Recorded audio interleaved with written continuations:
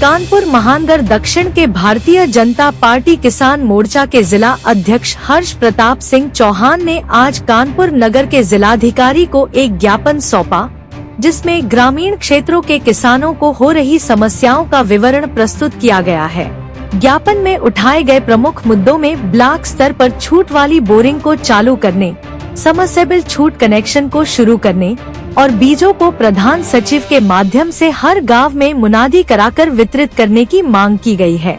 इसके अलावा ज्ञापन में यह भी सुझाव दिया गया है कि गेहूं क्रय केंद्र हर न्याय पंचायत में समय से खोले जाएं और इन केंद्रों पर केवल किसानों का ही माल खरीदा जाए, व्यापारी का नहीं।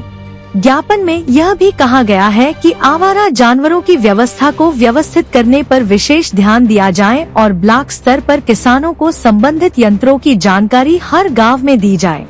साथ ही किसान मोर्चा ने खाद की व्यवस्था को हर फसल से पहले समितियों में उचित समय पर उपलब्ध कराने की मांग की है। हर्ष प्रताप सिंह चौहान ने इस ज्ञापन में इन सभी मुद्दों को गंभीरता से लेकर संबंधित अधिकारियों को शीघ्र निर्देश देने का अनुरोध किया है, ताकि किसानों की समस्याओं का समाधान हो सके। प्रताप सिंह चौहान, मैं जिला अध्यक्ष हूँ भारतीय जनता पार्टी किसान मोर्चा कानपुर दक्षिण का। जी, मैं डीएम साहब को ज्ञापन देने आया था, चूँकि हमारी कानपुर दक्षिण महानगर की टीम जो है गांव-गांव भ्रमण करती है, किसानों की समस्याएं जानने का प्रयास करती है और जो सरकार की योजनाएं हैं उनको किसानों तक कैसे पहुंचाया जाए। और जब हम लोग किसानों के बीच में बैठते हैं, पंचायत करते हैं, तो उनसे समस्याएं उनकी जानने का भी प्रयास करते हैं। उस पे 10-12 कुछ मुख्य समस्याएं निकल के आती हैं, जिनमें हम लोग छांटते हैं कि कौन सी समस्याएं अभी तुरंत क्रियान्वयन के लिए आवश्यक हैं। तो उस पर हमने 5-7 पॉइंट बनाए हैं। उन 5-7 पॉइंट में सबसे पहला जो पॉइंट है, ये जो गेहूं के क्रय केंद्र हैं, ये प्रत्येक न्याय पंचायत में खोले जाएं। जब क्रय केंद्र न्याय पंचायत में खोले जाएंगे तो उनसे डायरेक्ट किसानों को उससे लाभ मिलेगा।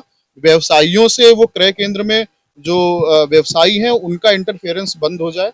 दूसरा, ये जो बीज हैं, बीज समय पे जैसे ही फसल आती है उसके पहले बीज आउट ऑफ स्टॉक हो जाता है, तो उसकी संपूर्ण व्यवस्था की जाए।